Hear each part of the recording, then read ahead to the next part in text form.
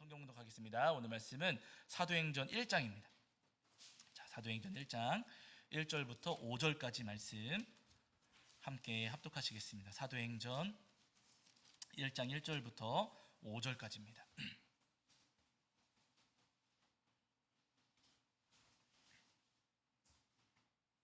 자, 사도행전 1장 1절부터 5절까지.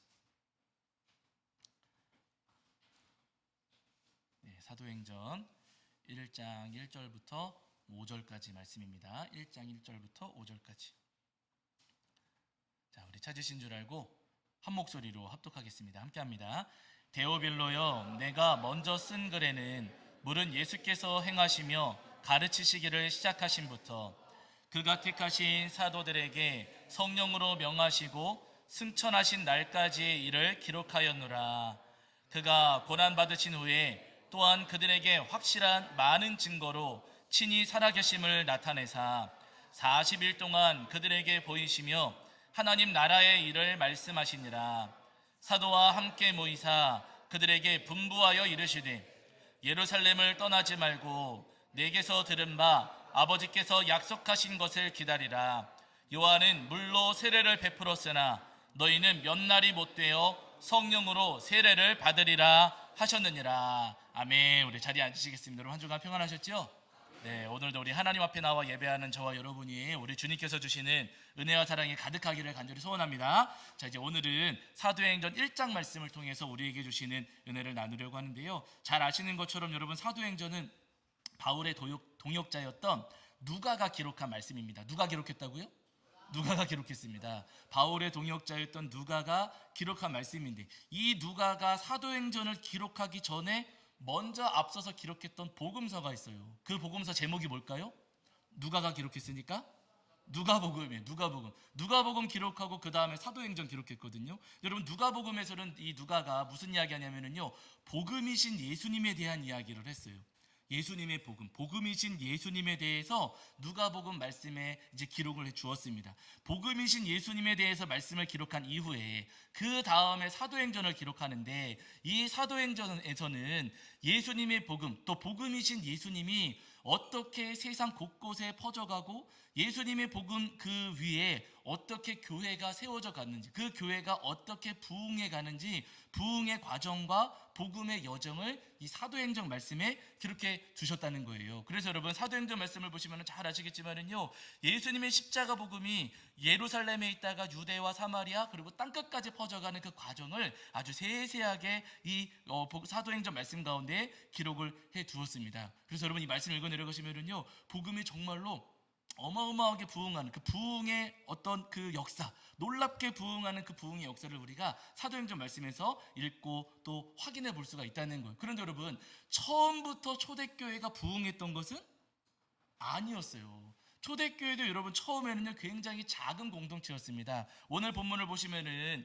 예수님의 제자들이 예루살렘에 모여 있었거든요. 초대교회 공동체가 예루살렘에 모여 있었는데 그 초대교회 공동체가 그렇게 큰 규모가 아니었어요. 왜냐하면 예수님께서 십자가에 달려 돌아가셨다가 부활하시고 승천하시지만 그때까지만 해도 예수님 믿는 초대교회 성도님들을 향한 유대인들의 반감, 또 로마 정부의 반감, 이런 반감들이 굉장히 컸거든요. 그래서 여러분 예루살렘에 모여 있었던 초대교회 공동체가 그렇게 크지는 않았습니다. 너무 놀라운 것은 뭐냐면요, 그렇게 작은 공동체였음에도 불구하고 베드로가 가서 말씀을 전했더니 하루 만에 몇천 명이 예수님 믿어요? 3,000명, 5,000명 하면서 여러분 가서 복음을 전했더니 어마어마한 숫자가, 어마어마한 사람들이 예수님을 믿게 되는 놀라운 부흥의 역사가 있었다는 거예요. 예루살렘에서만 여러분 그랬던 게 아니고요, 제자들이 이제 유대와 사마리아로 막 흩어지거든요. 헤롯이 제자들을 잡아서 막 죽이려고 하니까 제자들이 막 흩어져서 뿔뿔이 흩어지게 되는 거예요. 그러면서 가는 곳곳마다 복음을 전했는데 그 유대와 사마리아 지역의 교회가 세워졌을까요? 안 세워졌을까요? 거기서도 세워졌어요. 도망가면서 흩어지면서 말씀을 전했는데도 그것에 교회가 세워지고 예수님 믿는 사람들이 생겼고, 그 이후에 바울이 예수님을 믿게 되면서 이방인들에게 전도하기 시작합니다. 여러분 이때 당시 이방인들은 우상 숭배자들이었어요. 우상을 하나만 믿었을까요? 여러 개 믿었을까요? 여러 개 믿었어요. 여러분 우상 신전이 조금 했을까요? 컸을까요? 어마어마하게 컸습니다. 물론 지금은 다 전쟁 때문에 다 부서지고 해가지고 잘 흔적이 남아있진 않지만은요, 어마어마한 우상 신전들이 곳곳에 있었고 수많은 우상들을 이 시절 사람들이, 로마 사람들, 이방인들이 우상을 숭배하며 살았다는 거예요. 여러분, 지금도 절간 다니는 사람들한테 예수님 믿으라고 하면 믿습니까? 안 믿습니까? 안 믿잖아요. 지금도 우상 숭배자들한테 예수님 믿으라고 그러면 잘 믿지를 않아요. 그런데 이때 당시에 그 우상 숭배자들에게 가가지고 예수님 믿으라고 하니까 믿어요, 안 믿어요? 믿어요. 엄청난 복음의 역사, 부흥의 역사가 이 시절에 일어났다는 거예요. 그래서 많은 분들이 초대교회로 돌아갑시다, 초대교회로 돌아갑시다 하는 이유가 있어요. 이 시절에 많은 일들이 있었지만은요, 엄청난 부흥의 역사가 일어났다는 거예요. 그런데 기억하실 것은 이 부흥의 역사를 이루어가는 데 쓰임받고 역할을 했었던 제자들, 여러분, 그 제자들이 용기가 많았습니까? 지식이 많았습니까? 돈이 많았습니까? 다 사실은 없었어요. 아니, 나중에는 용기가 생기지만, 그러나 여러분, 예수님 붙잡혀 가실 때 제자들이 끝까지 예수님 곁에서 싸웠습니까? 도망갔습니까? 도망갔어요. 예수님 십자가에 달려 돌아가셨을 때 제자들이 와가지고 예수님 시신 모셔서 장례 치렀습니까? 숨어 있었습니까? 숨어 있었어요. 여러분, 제자들도 굉장히 용기 없는 겁쟁이들이었어요. 거기다가 제자들 공부 많이 한 것 같지만은요, 제자들도 그렇게 머리가 쏙 좋은 사람들은 아니었어요. 그래서 예수님께서 말씀 전하실 때 말씀의 뜻을 이해하지 못하니까 나중에 뒤에 가가지고 예수님 아까 그 말씀 무슨 의미였어요? 물어보잖아요. 여러분, 제자들도 그렇게 능력이 많거나 똑똑하거나 돈이 많거나 무슨 용기가 있거나 그랬던 것은 아니었어요. 제자들도 여러분 굉장히 부족하고 연약하고 겁 많고 능력이 없는 그런 부족한 사람들이었다는 겁니다. 중요한 것은 그렇게 연약하고 부족한 사람들이었음에도 불구하고 그들을 통해서 부흥의 역사가 일어났어요, 안 일어났어요? 일어났어요.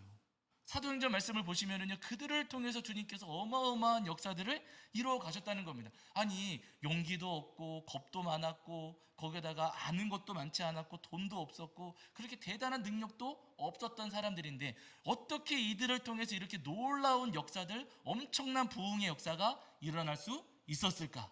그 이유를 오늘 본문에서 오늘 우리가 확인해 볼 수가 있어요. 여러분, 오늘 함께 읽진 않았지만은요, 잘 아시는 말씀입니다. 사도행전 1장 8절 보실게요. 사도행전 1장 8절. 사도행전 1장 8절입니다. 사도행전 1장 8절입니다. 아시는 말씀이지만 함께 읽겠습니다. 함께 합니다. 시작. 오직 성령이 너희에게 임하시면 너희가 권능을 받고 예루살렘과 온 유대와 사마리아와 땅끝까지 이르러 내 증인이 되리라 하시니라. 한 번 더 읽으실게요. 시작. 오직 성령이 너희에게 임하시면 너희가 권능을 받고 예루살렘과 온 유대와 사마리아와 땅끝까지 이르러 내 증인이 되리라 하시니라. 아멘. 예수님께서 하나님 보좌 우편으로 승천하시면서 제자들에게 말씀하셨어요. 오늘 우리가 읽은 5절에서 말씀하셨잖아요. 예루살렘, 너희들 예루살렘 떠나지 말아라. 예루살렘에는 지금 아주 제자들 잡아 죽이려고 제사장들도 유대인들도 로마 사람들 눈에 막 혈안이 되어 있었거든요. 그럼에도 불구하고 예수님께서 제자들에게 예루살렘 떠나지 말아라. 왜냐하면 하나님께서 약속하신 성령을 보내주실 것이다. 너희가 성령님을 경험하고 그 성령님의 인재를 너희가 누리게 될 것이다. 그러니까 너네들 예루살렘 떠나지 말고 기다려라 라고 예수님께서 말씀하셨어요. 제자들이 기다렸어요, 안 기다렸어요? 기다렸어요. 예루살렘에서 기다렸습니다. 그랬더니 여러분, 그러면서 예수님께서 말씀하셨어요. 자, 8절에 오늘 우리가 읽은 말씀이거든요. 그 말씀과 덧붙여서 예수님께서 말씀하시기를 성령님이 임하시면 너희가 뭘 받아가지고요? 권능을 받아서 예루살렘과 온 유대와 사마리아와 땅끝까지 이르러 내 증인이 되리라. 예수님 말씀하셨어요. 제자들은 겁도 많고 아는 것도 많지 않고 돈도 없고 힘도 없고 능력도 없었어요. 그러나 누가 임재하시면은요, 성령님께서 임재하시면 뭘 받아요? 권능을 받고 라고 예수님 말씀하셨어요. 그 제자들 겁 많고 능력 없고 모자란 거 많았고 아는 것도 많지 않았고 그렇게 흠이 많은 제자들이었지만 그 제자들을 통해서 이렇게 놀라운 부흥의 역사가 일어날 수 있었던 것은 누가 임재하셨다고요? 성령님께서 그 제자들에게 임재하시고 성령님께서 일하시니 그들을 통해서 주님께서 일하시고 역사하셔서 엄청난 부흥의 역사를 이루어 주셨다라고 지금 사도행전에서 우리에게 말씀하고 계시는 거예요. 여러분, 우리도 마찬가지입니다. 여러분, 우리도 사실을 돌이켜보면은요, 제자들하고 다를 바가 없어요. 여러분 우리 용기 있습니까? 겁 많습니까? 우리 겁 많아요. 아니 지금은 센 척할지 모르지만 우리끼리 모였을 때는 막 큰 소리 치고 센 척할지 모르겠지만은요, 여러분 우리도 겁이 굉장히 많습니다. 우리도 아는 거 많아요? 적어요? 적어요. 뭐 아는 것처럼 그렇게 생각할지 모르겠지만은요, 막상 따지고 보면 아는 거 별로 없고, 누구 만나서 예수님의 십자가 복음을 내가 전한다 라고 하면은 말이 술술 나옵니까? 입이 탁 막힙니까? 탁 막혀요. 잘 안 돼요. 뭐 하고 싶었는데, 뭐 말해주고 싶었는데 말이 잘 안 나와요. 예, 잘 안 됩니다. 그리고 막 나도 누구처럼 막 기도하면 병이 낫고 막 귀신도 나가고 막 그러면 좋겠는데 돼요? 안 돼요? 안 돼. 우리도 능력이 사실은 없어요. 우리도 용기가 없고 아는 것도 많지 않고 능력도 없고 돈도 없고, 거기다 교회는 또 조그매요. 교회는 작아요. 초대교회 공동체처럼 여러분 우리 공동체도 굉장히 작습니다. 그러나 여러분 기억하실 것은 뭐냐면요, 우리가 이렇게 힘도 없고 작고 능력도 없고 아는 것도 많지 않고 용기도 없지만, 그러나 누가 임재하시면은요, 성령님께서 우리 안에 임재하시고 우리를 통해 성령님께서 일하시면 여러분 우리를 통해서도 놀라운 부흥의 역사, 부흥의 은혜를 경험할 수가 있다는 거예요.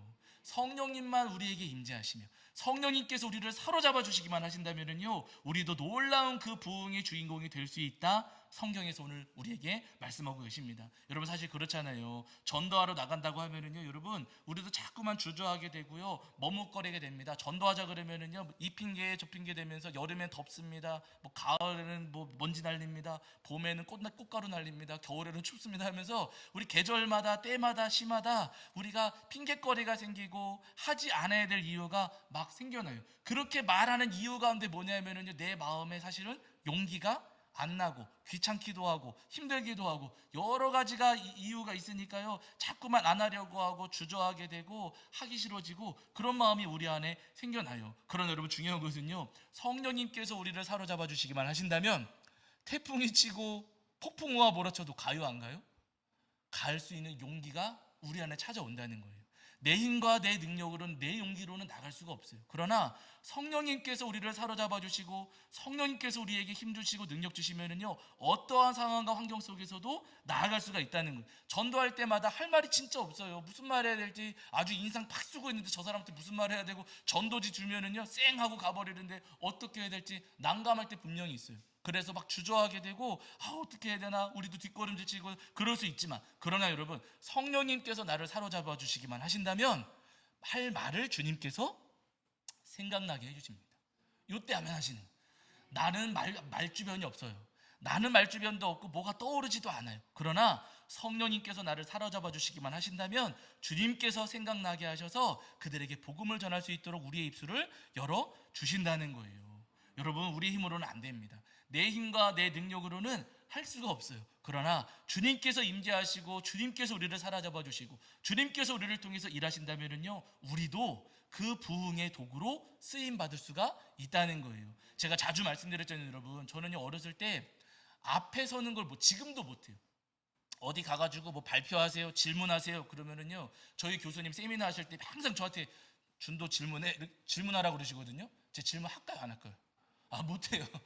뭘 질문해야 될지를 모르겠어요. 근데 왜 자꾸 질문하라 그러는지 모르겠는데, 무슨 질문을 해야 될지를 모르겠고 뭐라고 말씀하시면 멍해져가지고요, 네 교수님 이러고 있거든요. 여러분 생각이 안 나요. 저는 누구 앞에 서가지고 말을 하고 누구 앞에 서서 뭘 지도를 하고 인도를 하고, 저는 그거 못하는 사람이에요. 어렸을 때 제 친구가, 제가 자주 말씀드렸지만 제 친구가 똑같은 저하고 동갑인 친구가 찬양을 잘했어요. 그래서 그 친구는 저녁 예배 무슨 일이 있으면 저녁 예배 때 가가지고 성도님들 앞에서 특송을 하는 거예요. 막 불 속에라도 들어가, 그 친구가 막 코피가 터지는데도 막 해요. 네, 그 친구는 막 코피 터져가고, 그래서 아주 유명해졌어요. 교회에서 이름이 이정원이에요. 목회하고 수원에서 목회하고 있는 친구거든요. 이정원이에요. 찬양을 너무너무 잘하는 거예요. 근데 저는 해요 못해요? 못해요. 저는 못해요. 준도야 너도 해봐. 준도야 너도. 안 해요 막 못해요. 아니 근데 딱 거기서 끝나면 좋은데 꼭 어른들은 거기다 한마디를 더 붙이세요. 정원이는 저렇게 잘하는데 준도 너는 왜 안 하니? 너도 정원이처럼 한번 해봐라. 비교를 하는 거예요. 근데 그렇게 비교를 하셔도 저는 못하겠는 거예요. 근데 그 말들이 저희 부모님께 약간 섭섭하게 들으셨나 봐요. 어느 날 노래방 기계를 사오시 집에 노래방 기계를 사오셔가지고 준도야 너도 집에서 노래방 기계로 연습하고서 나중에 교회 가서 특송 한번 해봐라 저한테 그러신 거예요. 제가 집에서 노래방 기계 켜고 마이크로 연습한 적 있을까요 없을까요? 한 번도 없습니다. 한 번도 없어요. 한 번도. 저는 못하겠는 거예요. 못해요. 누가 뭐 억지로 막 우리 반 특송이니까 앞에 나가서 하자 막 해가지고 유초등부 예배에서 앞에 나가서 이렇게 세워놓으면은요 그 입만 뻥긋뻥긋하고 그냥 인상 쓰고 그냥 막 그러고 서 있는 거예요. 서 있다가 들어오고 막 그랬거든요. 못 하겠는 거예요. 그러다가 중2 겨울방학 때 제가 수련회 갔는데 거기서 예수님을 인격적으로 만났어요. 성령님의 은혜를 제가 경험을 했습니다. 그럼 달라졌을까요? 안 달라졌을까요? 달라졌어요. 달라졌어요. 누가 시키지 않아도 가만히 이렇게 있다가 내가 찬양하고 싶은데 이런 생각이 들고요. 특송이라 그러면 너무 신나서 앞에 나가서 특송을 하는 거예요.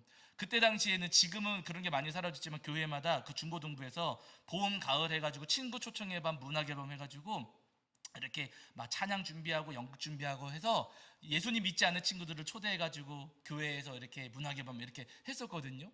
그 전까지는 중1 때까지만 하더라도 난 안 한다고 막 빼고 막 도망다니고 막 그랬어요. 근데 그 중2 겨울방학 지나고 중3 막 들어갈 때 그때부터는요 달라지는 거예요. 나는 율동도 하고 싶고 찬양도 하고 싶고 연극도 하고 싶고 다 별의별 거 다 하고 싶은데 나 안 시켜주나? 눈빛이 막 달라져가지고요 그냥 시켜만 주면 다 하게 되는 거예요. 여러분 제가 하는 겁니까? 성령님께서 하게 하시는 겁니까? 성령님께서 저를 만들어 가시는 거예요. 제가 여러분 수련목 하면서 수련목 이제 신학교 생활 마치고 나서 수련목 딱 시작하면서 저한테 가장 딱 부딪혔던 제가 가장 크게 고민했던 것 가운데 한 가지가 뭐냐면요. 제가 나고 자란 교회에서는 통성기도를 안 하셨어요. 제가 나고 자란 교회에서는 통성기도를 안 하셨어요.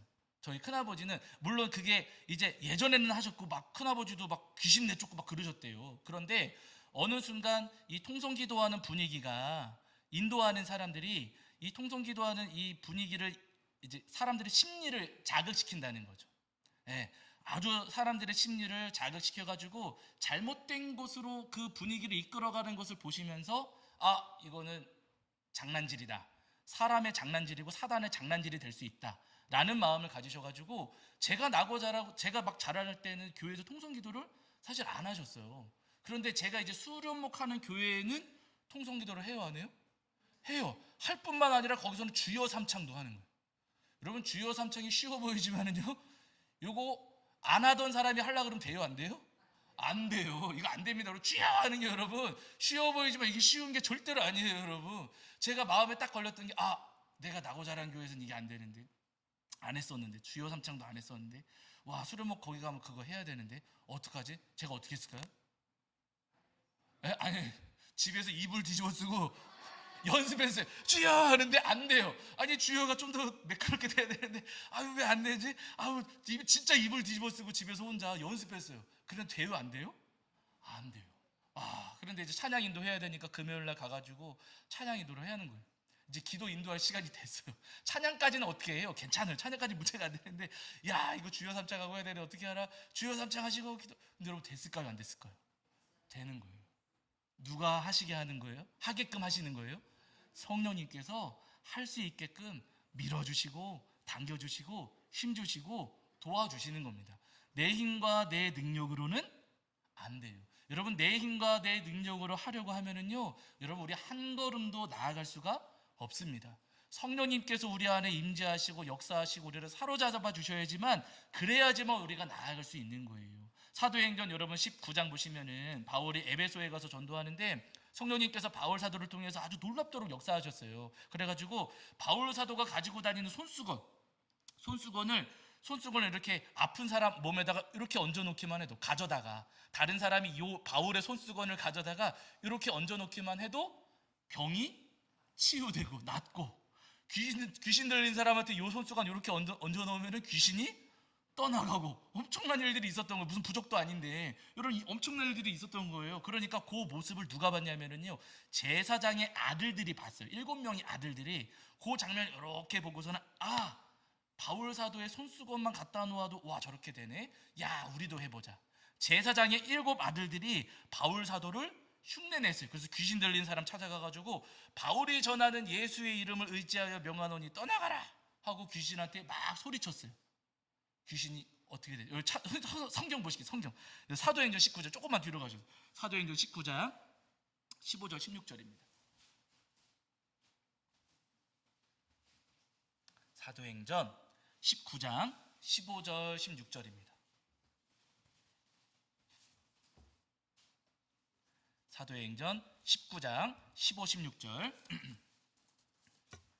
자, 사도행전 19장 15, 16절입니다. 19장 15, 16절. 자, 우리 찾으신 줄 알고 한 목소리를 읽겠습니다. 함께합니다. 시작. 악귀가 대답하여 이르되 내가 예수도 알고 바울도 알거니와 너희는 누구냐 하며 악귀 들린 사람이 그들에게 뛰어올라 눌러 이기니 그들이 상하여 벗은 몸으로 그 집에서 도망하는지라. 아멘. 이렇게 말씀하셨어요. 7명입니다. 여러분 다른 사람도 아니고 제사장의 아들이에요. 제사장의 혈통을 이은 사람들인데 이 사람들이 바울을 흉내내면서 예수의 이름으로 떠나가라 했더니 가요 안 가요? 안 가고 오히려 그 귀신 들린 사람이 누구한테 달라붙었습니까?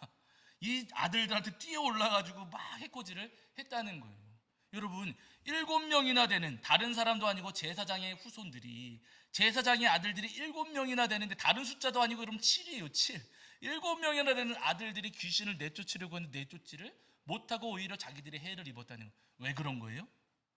이들은 성령님하고 관계가 없었던 거죠. 성령님의 은혜를 모르고 그냥 머리로만 말로만 그냥 흉내만 내었더니 그렇게 해서는 귀신들도 도망가지를 않는다는 거예요. 여러분 우리도 다 마찬가지입니다. 여러분 성령님의 그 놀라우신 은혜를 우리가 경험하지 못한다면 아무리 어머니 뱃속에서부터 교회를 다녔어도 소용이 없습니다. 성령의 은혜를 우리가 경험하지 못하면 아무리 돈이 많아도 소용이 없고요. 성령의 은혜를 우리가 경험하지 못한다면 내가 아무리 머리 좋아도 소용이 없고 내가 성령님의 그 은혜를 체험하지 못하고 성령님께 사로잡히지 못한다면요 내가 아무리 힘이 있어도 소용이 없다는 거예요. 성령님께서 우리를 사로잡아 주시고 우리 안에 임재하시고 역사하실 때에만 여러분 가능합니다. 성령님께서 우리를 사로잡으시고 우리 안에 임재하시고 역사하시면은요 없던 용기가 생기고 없던 지혜도 생기고요 우리 안에 전혀 없었던 능력까지도 우리에게 주어지게 되는 거예요. 그 은혜와 그 능력으로 우리가 하나님께서 우리에게 허락하시는 복음의 그 복음을 전하고 부흥의 은혜를 우리가 누리면서 그 부흥의 은혜를 누리면서 나아갈 수가 있다는 거죠. 우리 성도들 잘 아시는 에스겔의 환상이 있잖아요. 하나님께서 에스겔에게 환상을 보여주시는데 마른 뼈가 수북한 거예요. 마른 뼈로. 여러분 마른 뼈라는 것은 이미 생명을 잃었는데 그 시체마저 다 부패해가지고 뼈만 남았고 그 뼈마저도 완전히 말라 비틀어져서 더 이상 살 소망이 없는 겁니다. 그 마른 뼈가 수북하게 살아있어요. 여러분 그 마른 뼈는 절대로 살아날 수가 없거든요. 그런데 여러분 하나님께서 그 완전히 말라버린 뼈들을 향해서 말씀하시기를 이제 에스겔에게 명령하라고 하세요. 에스겔이 하나님 말씀을 따라 명령합니다. 생기를 너희에게 들어가게 하리니 너희가 살아나리라 하고 외치니까요. 여러분 그 뼈가 말라 비틀어졌던 뼈가 어떻게 되냐면요 서로 다 이어지는 거예요. 따닥 따닥 소리가 났겠죠. 소리가 나면서 이 뼈들이 다 이어 붙었고 그 다음에 힘줄이 생기고 살이 오르고 살이 차오르고 살까지 생기고 하면서 사람의 몸이 되었다는 거죠. 그 몸에 하나님께서 생기를 불어넣어 주시니까 그 뼈들이 살아납니까? 안 살아납니까? 살아나더라는 거예요. 여러분 우리도 마찬가지입니다. 우리가 메말라 비틀어져 있을 수도 있고 연약하고 힘이 없을 수도 있어요. 아무 능력 없고 아무런 소망이 없을 수도 있습니다. 그러나 성령님께서 우리 안에 임재하시고 우리를 사로잡으시면 여러분 우리도 살아날 수가 있습니다.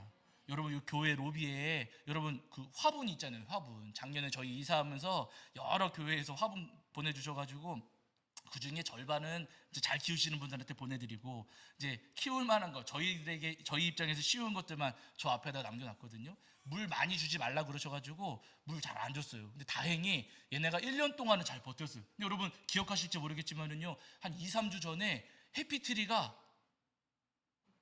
막 푸석푸석해지고 막 생기를 잃어가면서 얘네가 왜 그러지 하고 딱 만지면 뚝 떨어지는 거예요. 잎이. 응.